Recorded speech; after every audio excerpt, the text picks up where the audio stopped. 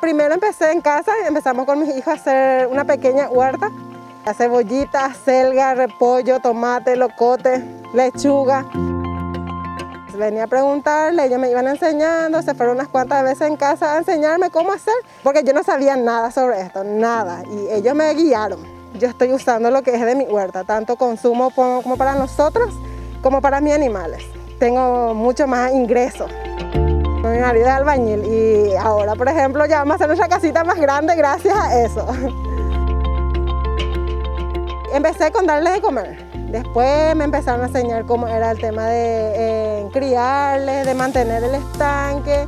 Y gracias a eso el fruto fue bien grande, la verdad. 3 meses lo que yo estuve trabajando con ellos en la hora que cultivamos.